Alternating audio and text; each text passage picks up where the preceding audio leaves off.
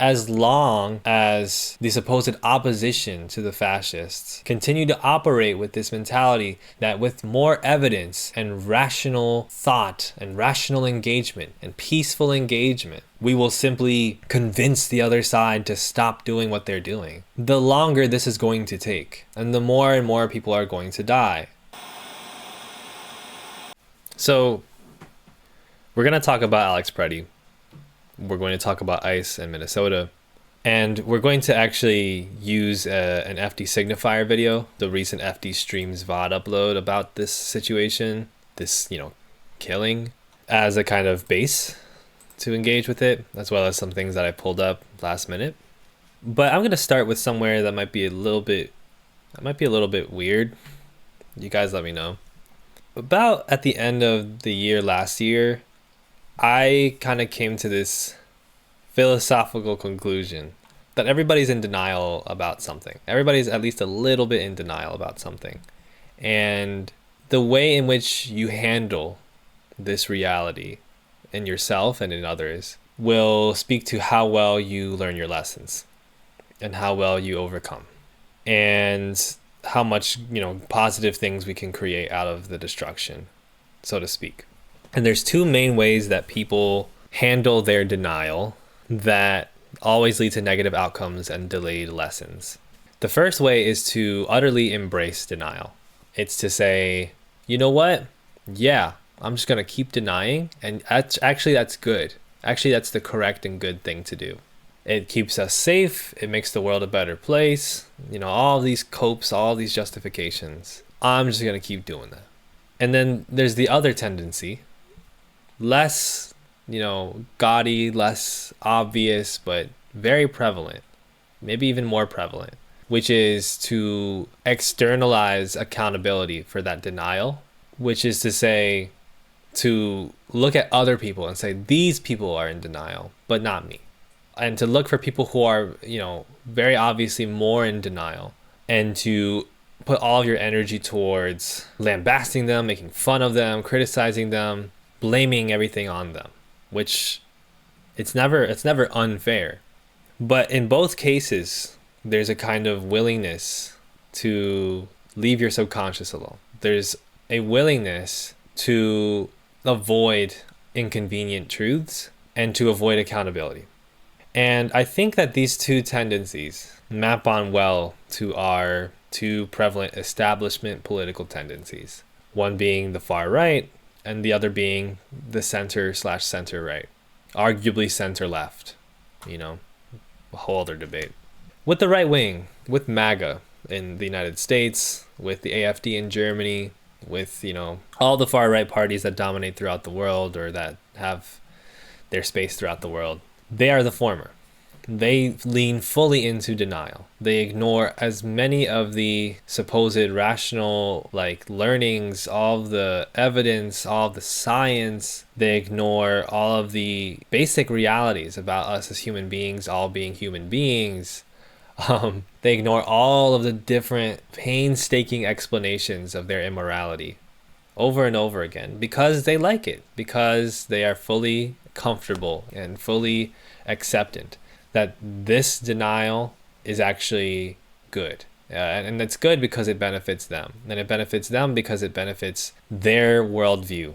It keeps them safe being exactly who they are.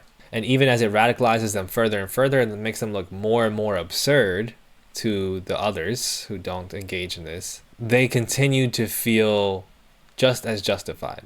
I'm not in denial because I embrace what you call denial. I embrace denial. I'm not in denial about how the world works. The world works as I want it to work, etc., etc.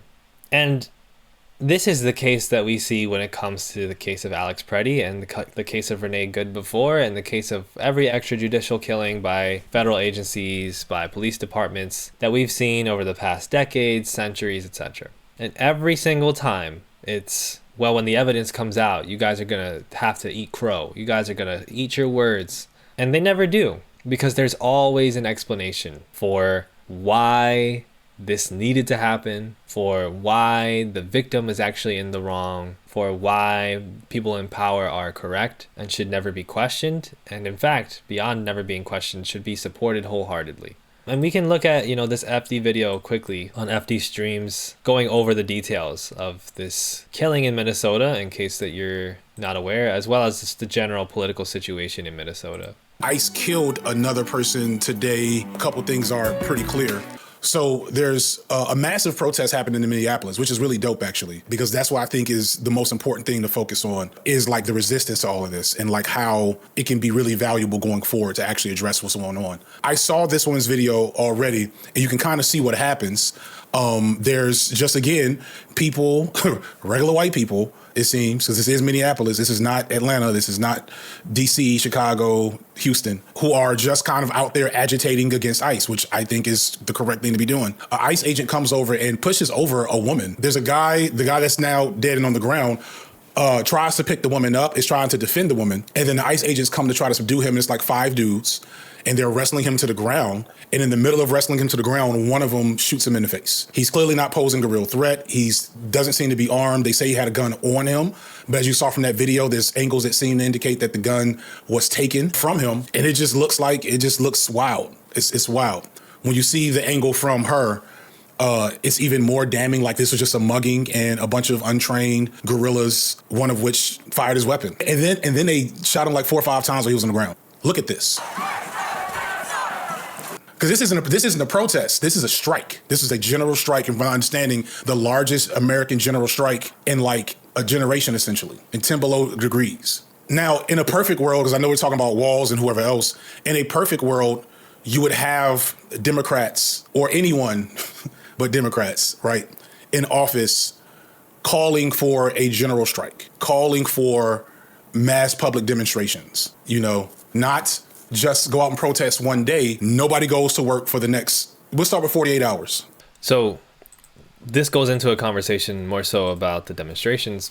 So what comes out in the wake of this, and you can see also this kind of sentiment, that emerges in the comment section. The top comment, the same people who were defending Rittenhouse, as in Kyle Rittenhouse, are now justifying what happened to Alex because he was legally carrying. These people are beyond reach. They choose to deny the evidence in front of them in favor of the narrative they want to believe. And this is what I want to talk about, because I don't want to sound arrogant, but the denial of the evidence is the least surprising thing. Slightly above liberal politicians doing absolutely nothing and calling for peaceful protests, right? It doesn't matter if you have a video of literally like 3 babies and 2 puppies singing and dancing to Teletubbies, and ICE pulls up with an AK-47 and guns them all down. It wouldn't matter. They would still justify it as, well, how that looks at the time, and get your babies out of the street. They would find a way, because what to many people can be considered, reasonable, rational evidence that proves a point or proves a truth is ultimately an occurrence that everybody has a different perspective about, like it or not. And those whose perspective is that we must live in a country wherein undocumented immigrants are to be violently detained and kicked out of the country or worse, in which police forces should act with impunity, in which the right-wing federal government should be able to trample on the states' rights and cities' rights of any place that they choose by essentially mobilizing Homeland Security as a type of militia to thuggishly cause trouble in all these different cities and kill people. If that is your perspective on what needs to happen for the world to be a better place, you will find a way. And I've been in enough different group dynamics to know that this happens wherever you go. It happens wherever you go, especially when there is a fierce in-group with a lot of fear and a lot of passion. They will find nothing except the truth that they need to find in order to keep going. And the reason that this happens is because that is human, unfortunately, or fortunately. That is human. We think of ourselves in this Enlightenment European paradigm where at some point in the 1600s and 1700s, humans realized that rationality is the best way to go. And if you only need to collect evidence and think for yourself, and if you do that, then that is how you will find the truth, and the truth will set you free. And that this was the central force that created all the things we have now, all the good things we have now, not the rampant violent colonialism occurring in the Americas and in Africa and in Asia at that same time, not civil war and war among European powers, not rampant destruction of the peasantry, not rampant collection of expropriation of goods and other resources from the elites. It was just rationality and good thinking that led us here. But the reality is, and the most recent episode of the What's Left of Philosophy podcast kind of touches on this, you don't have history without a narrative. And that narrative is going to be based on your values. And some people use this to just excuse themselves from any accountability towards other people. Well, everybody has a perspective. This is mine. If you don't like it, then that's you. All of that is just scope to cover up for the fact that your perspective is inherently that other people's lives don't matter, that other people's lives are not valuable and should be killed for your own convenience. In order to cover up for that, in order to avoid accountability for that, you will instead say, well, it's just perspective. Everybody's got their own perspective, you know? But the reality is that, yeah, everybody does have their own perspective. And if we can confront that in ourselves, if we can confront the fact that ultimately we have not mastered rationality, we have not mastered the truths of the universe, that humans are not logical, they're not rational, they operate off of fear, and they operate off of survival instinct, we can then try to criticize our own perspectives, to think about how they can be aligned with our morals or our supposed morals. We can think about like, okay, so what would be the best perspective to have that could be the most beneficial to the most people? And that's a process that requires continuously challenging yourself. The right wing has completely disavowed such a journey. That is the complete opposite of what they're wanting to do, and that is their political project. And in an age in which there are various crises emerging that stem from the complete lies of the past centuries of colonialism and imperialism and capitalism, which have now turned into climate crises that are essentially mass weapons of war against the poor across the world, and economic crises of unbelievable inequality, and then migrant crises based off of these climate crises and the political instability created from the imperialism, all of that stuff. While we were being told, yes, this is actually the liberal world order, we actually have countries that operate based off of their values, you know, value-based diplomacy and all that. All that shit is coming home to roost now. And instead of the liberals thinking to themselves, well, our world is coming apart, we need to build a new paradigm, we need to build a new system, we need to confront the system that has fed us and say, let's build a different one that is more inclusive. Let's challenge our assumptions. Let us challenge the paradigm that currently exists because it's killing everybody, it's no longer serving anybody, etc., etc. Rather than do that, the liberals are being paid to do their job, and they're doing it, which is to say, everything is fine, just keep protesting peacefully, right? And it's such a fascinating dynamic when you see it. Like, FOMOA is the subreddit that I follow because I like to see how, you know, the liberal / left liberal, pop culture interested, North American online space operates in the face of these things. They've gone, you know, viral multiple times with several posts about what happened in Minnesota and several posts about Tim Walz. You know, this is a Tim Walz press conference where, of course, Fox News is depicting him as saying, we'll see this occupation end, trying to paint Tim Walz as some sort of radical Islamist or some shit. But Tim Walz says, I'll continue to ask you for peace, and I know the answer is you ask us for peace and we give it. And we're shot in the face on the streets coming out of a donut shop. We cannot give them what they want. And then he says, thank God we have video. And then he says, this needs to be the event that says enough, which is a whole bunch of gobbledygook, right? Because Tim Walz, over the past several days, as ICE has continued to terrorize his citizens, who he's supposed to protect, that's supposed to be the way that the system works. Well, he's not protecting them, and he's telling them, well, this is bad what's happening, but I'm not going to do anything drastic about it. As FD was mentioning, you know, there's no call for a general strike from the mayor. There's no, you know, alternative power building systems that he's trying to empower to put forward. He won't send in the National Guard or the Federal Guard, the State Guard, and then everybody wants to talk about, well, he can't do that because the federal government will just, you know, his hands are essentially tied by the way that the system works, essentially. And he keeps saying, well, peacefully demonstrate. But, like, he knows that everybody's telling him, we're not doing that because we peacefully demonstrate and then they kill us. And then his answer is, I hear you, I see you, you know, but also peacefully demonstrate. And it's these copes, it's these lies, right? Thank God we have video. This needs to be the event that says enough, right?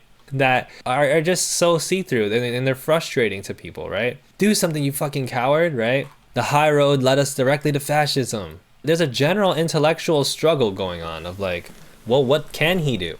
This is the second side of the denial response. This is what happens when your politics and your worldview are based on the good people versus the bad people.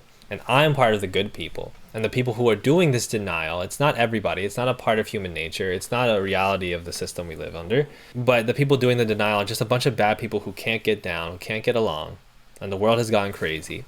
And so in the face of this, instead of looking at themselves and saying, you know, okay, these are decisions that I'm going to make, a lot of the times the liberal order, whether it's these, you know, politicians or many of their supporters, the people who are still somehow supporting them through that, will say, well, there's nothing we can do. We just got to vote them out. And if y'all would have just voted for that lady, we wouldn't have been in this position. As if those crises weren't already existent well before this past election, as if the crises wouldn't have continued on. All of this is, again, a reluctance to acknowledge our own denial.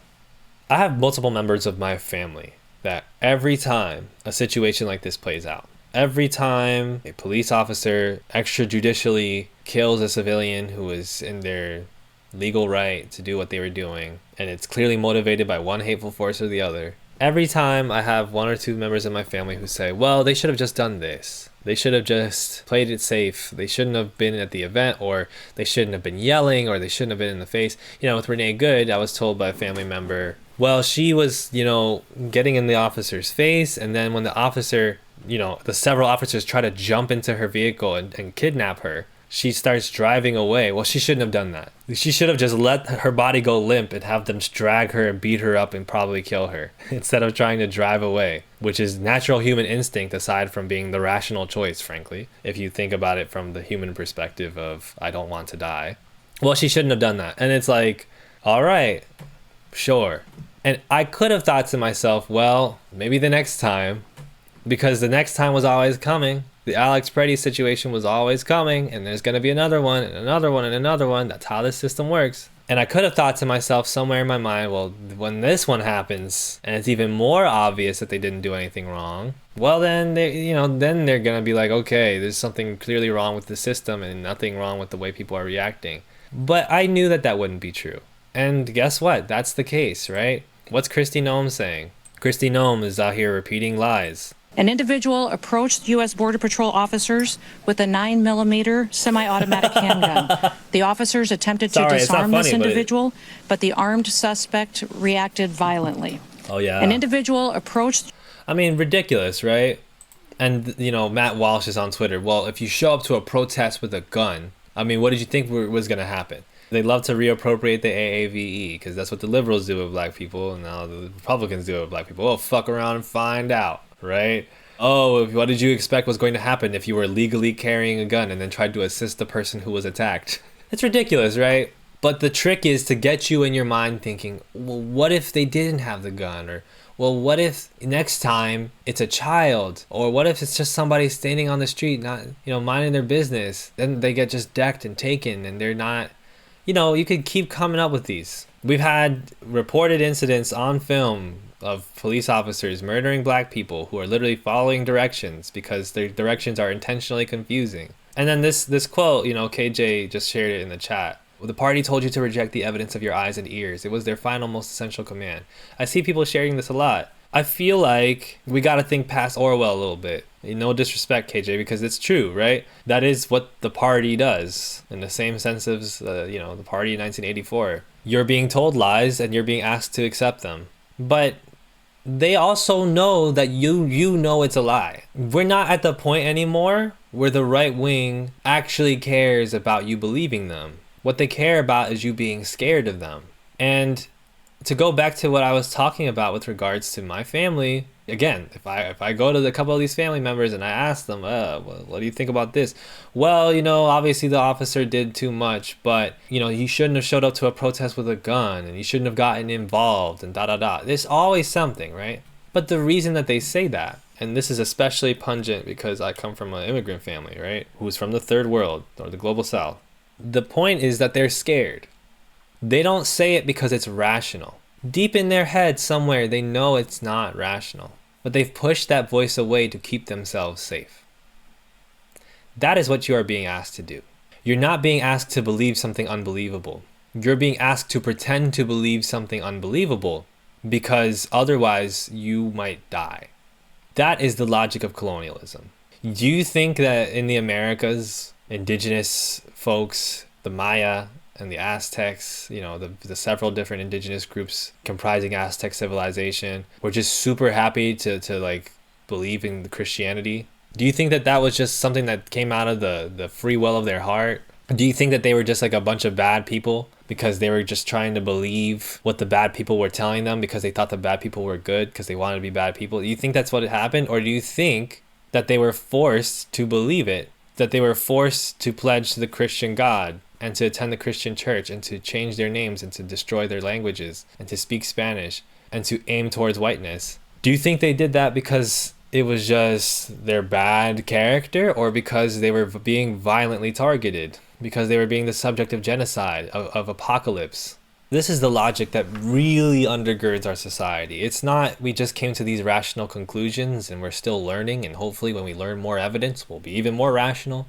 It's never how it worked. It was always fear. Underneath everything, the economy, climate change, health, wellness, food, underneath everything is violence. You do this because you don't want to get killed. And the right wing, for all that they don't understand this. They want to be the ones perpetrating the violence because otherwise they are scared of the violence happening to them. That is always the founding myth of fascist movements. That is always the justification. It was the barbarous savages who needed to be civilized when it came to the original colonial projects. It was the savage, uncivilized Black American, and then after all of the things that happened to Black Americans, it was, well, if the Black Americans get their freedom and their rights, think about what they'll do to us. There's always a fear in there, and rather than confront the fear, think about it as clearly as possible and align your actions with a value system of trying to make the world better, trying to make more life for more people more livable. The response is instead, well, there's no room for that. I have to be on the violent end. I have to be on the attack. That is what undergirds your society, America and Europe and Canada and Australia and New Zealand. That is what undergirds the nation state, okay, to use fancy terms. And I'm sick and tired of every single time something bad happens, people pretend that if someone just gets enough evidence, they will go from supporting it to denying it. They will go from supporting it to fighting against it. That's not how this works. They don't make those decisions based off of the evidence. And frankly, whether or not you like to accept their evidence, they've got what they consider evidence. They've got fake statistics or things taken out of context, stuff we can debunk logically through debate all we want. But for them, it's a lived experience. It's something that happened nearby them that scared them. It's something that they were told when they were younger, that appears to bear out every time that they look around. That's how this works. The evidence never really mattered. And as long as the supposed opposition to the fascists continue to operate with this mentality that with more evidence and rational thought and rational engagement and peaceful engagement, we will simply convince the other side to stop doing what they're doing, the longer this is going to take. And the more and more people are going to die. Because it was always violent. This is why you hear these folks who have construed their denialism as non-existent because they're not one of the bad people, then end up in circles like this. Very honestly, bearing it out sometimes. One Reddit user, he does not want to order the National Guard against ICE because he knows that's exactly what Trump wants. He doesn't know the solution, but he knows that Trump wants justification, quote unquote, to call for martial law, which will result in much more deaths. I don't know the solution either. None that doesn't terrify me. I mean, you could get mad about this comment all you want, but this person's being very honest. And the reason that they're being very honest is because they're acknowledging that they're scared. So even though there are multiple things, there are multiple, rational reasons that you can conclude, well, he should still activate the National Guard against ICE, or he should do XYZ, he should be in the streets with people.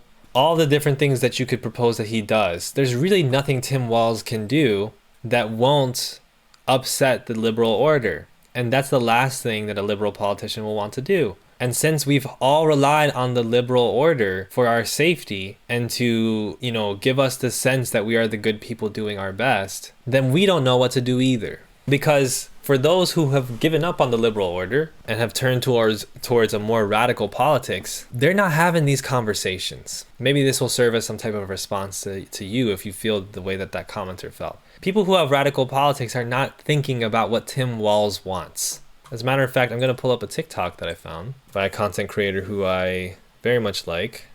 So this is Nia Ola.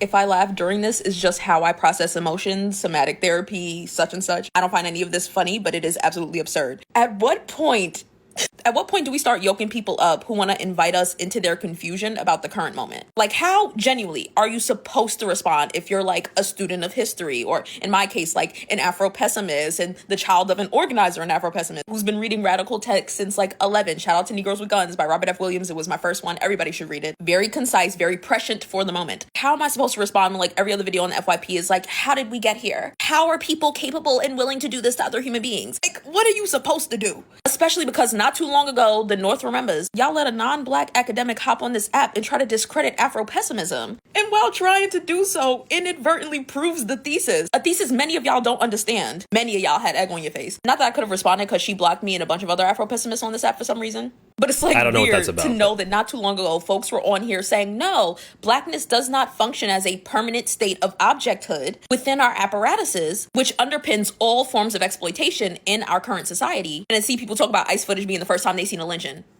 I can't believe they are doing this to people. They used to eat us. Not an allegory, not figurative speech. They used to literally consume us, flesh and blood. They used our babies as crocodile and alligator bait. They experimented on our bodies. They turned our bodies into wallets, shoes, belts, sold parts of us and revolutionaries as literal souvenirs. But I'm supposed to sit here and feign surprise? And this idea that, I'm supposed to also be surprised that Tim Walz isn't doing anything, or I'm supposed to be engaged in this intellectual trouble of thinking about what could a politician do? What options does the governor have, right? When I know that Tim Walz was deploying the National Guard very quickly in 2020 when people were protesting for Black Lives Matter. When I know that Tim Walz ultimately supports Zionism, supports colonialism, when I know Tim Walz ultimately supports police-sanctioned violence, when I know that Tim Walz ultimately supports the regime of quote-unquote national security, of border security, when I know that Tim Walz would be totally cool with it if y'all were kidnapping brown people and black people, but quietly and efficiently. So there's no sense in waiting for a hero, especially when that hero has been proved to you to be your villain the whole time. Y'all spent all 2023 and 2024 and 2025 debating about who's the biggest villain as if they're not all villains. As if it wasn't obvious that your survival and your potential to help build a better world is contingent on you releasing your interest in these people's projects. I'm sick and tired of waiting around for some sort of godly rationality, waiting around for some sort of inextricable, undisprovable force to pop up and restore order and restore, peace by sheer force of its truth, as if we haven't all been living these different lives with different truths. And this extends to many different directions, because it's not just, liberals and Republicans that think like this. There are ways in which leftists do not confront their own denial. There are ways in which many regular people do not confront their own denial, even as they see what's happening in front of them. They see the evidence. They still operate with the same thoughts and feelings because it keeps them safe. It makes them feel safe. You could tell them 50 different things about why Starbucks is bad, including how it personally negatively affects them. They will still go to Starbucks because it makes them feel safe. Those of us who have been trying to think about, intellectual projects to try to help people learn, to try to help the world be a better place, whatever, we've been confronted with this time and time again. It's been years and years of, oh my gosh, we keep pulling up all the research, all the statistics, and people don't listen. Why, when the evidence is right there? Well, they're not sitting around waiting for you to disprove them. They believe what they believe because it is helpful for them to feel safe. And until you fundamentally reflect on that reality, you're going to feel extremely helpless. That's why, even just these questions of like, well, what is the world going to end? Oh my God, everything's fucked. Everything is going to shit. These are the things you think about when you feel helpless. When you don't feel helpless, you just focus on what you can do because you know it matters, even if it won't change everything. But when you feel helpless, you start thinking about the biggest possible picture, and then you miss the big picture. You think about, oh, what can be done by the governor of Minnesota to suddenly fix the position that we are in? As if he wasn't in that position in the first place. As if he wasn't the governor of Minnesota in the first place to uphold imperial power. And I know it can sound like jargon. I know it can sound, judgmental or arrogant. And that's why I ultimately try to be more human about it. I try to remember my family members. I try to remember the histories behind these things. Because getting online and yelling about liberals being dumb, it's just the same problem. You're just doing the same thing. So to conclude, what I want from you in this video, what I want from you to take away from this conversation is to think about what are you in denial about? Is to think about what power do you have? What can you help? Who can you help? And have that be a healthy conversation. Because a lot of people burn themselves out in 5 days and then can't do anything. And that doesn't help. But sustainably, every day, what are things that you can do to navigate your own position? Because everybody's thinking about their safety. Everybody feels fear. And if you just assume that the problem is that you're one of the good ones, but everybody else, or so many other people are the bad ones, you will feel completely helpless. And you will miss the forest for the trees time and time again. This is no time to be talking about Tim Walz or Jacob Fry. We've pointed out to y'all that they're ops for a long time. And there's just no point in talking about colonialism over and over again because we do it and you guys don't listen, right? These folks who still support them don't listen. But for those of you who are genuinely at this point of, oh my God, why won't they understand? The evidence is so obvious. Remember, the evidence never was important to them. What they want is an assurance of their safety that they can never receive, frankly. They will continue to eat and destroy in search of a safety that they'll never feel. Now think about what you can do materially to help others. And remember that there will always be certain things that you will discover you are in denial about. And the sooner that you can reflect on that, accept that, and expect that, the sooner that when confronted with new evidence, so to speak, you can actually act on it. You can actually do something.